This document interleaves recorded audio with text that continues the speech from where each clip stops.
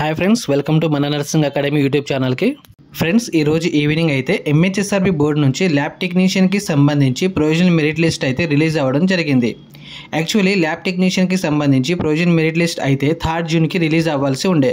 కొన్ని అనివార్య కారణాల వల్ల 3 డేస్ డిలే అవ్వడం జరిగింది. ఏది ఏమైనా ల్యాబ్ టెక్నీషియన్కి సంబంధించి ప్రొవిజనల్ మెరిట్ లిస్ట్ అయితే ఎట్టకేలకు రిలీజ్ అవ్వడం జరిగింది.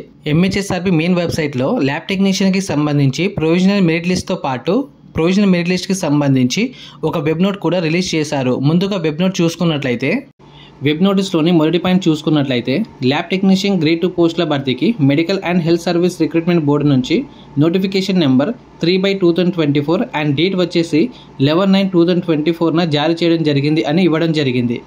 సెకండ్ పాయింట్ చూసుకున్నట్లయితే, సిబిటి ఎగ్జామినేషన్ వచ్చేసి 10/11/2024 ఒకే సెక్షన్లో జరిగింది అని ఇచ్చారు. అలాగే దరఖాస్తు చేసుకున్న 24,045 మంది దరఖాస్తుదారులలో 23,323 మంది పరీక్షకు హాజరయ్యారు. అలాగే ప్రైమరీ కీని 12/11/2024 విడుదల చేశారు. అలాగే ప్రైమరీ కీపై అభ్యంతరాలను పరిష్కరించిన తర్వాత ఫైనల్ కీ మరియు సిబిటి రిజల్ట్ 10/3/2025 విడుదల చేయడం జరిగింది అని ఇవ్వడం జరిగింది.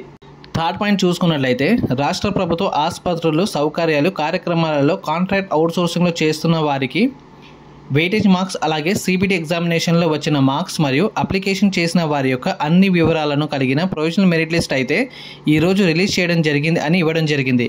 అలాగే సిబిటి మరియు వెయిటేజ్ మార్క్స్ కాకుండా ఇతర వివరాలను షార్ట్ లిస్ట్ అయిన అభ్యర్థుల నుంచి సర్టిఫికేట్ వెరిఫికేషన్ టైంలో మాత్రమే కన్ఫర్మ్ చేస్తారు అని ఇవ్వడం జరిగింది.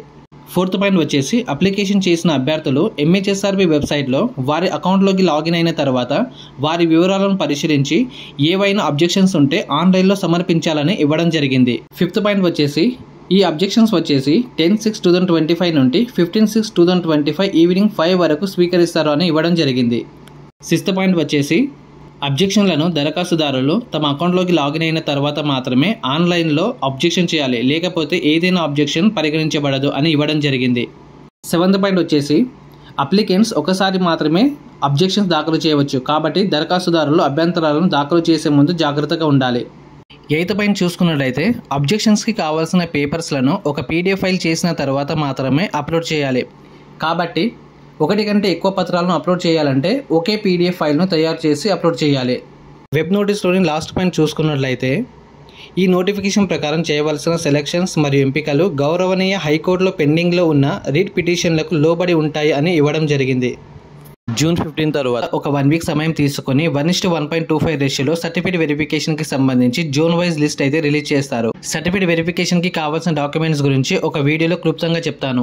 నాకు తెలిసి మరో వారం రోజుల్లో నర్సింగ్ ఆఫీసర్కి సంబంధించి ప్రొవిజనల్ మెరిట్ లిస్ట్ కూడా రిలీజ్ అయ్యే అవకాశం ఉంది. తర్వాత ఫార్మసిస్ట్, తర్వాత MPH ANM provisional merit list అయితే రిలీజ్ చేస్తారు. నేను మరో 2 రోజుల్లో ల్యాబ్ టెక్నీషియన్కి సంబంధించి zone wise cut off marks, అలాగే సర్టిఫికేట్ వెరిఫికేషన్కి జోన్ వైజ్ ఎంత ర్యాంక్ నుంచి పిలుస్తారో అనే దాని గురించి ఒక వీడియో పెడతాను.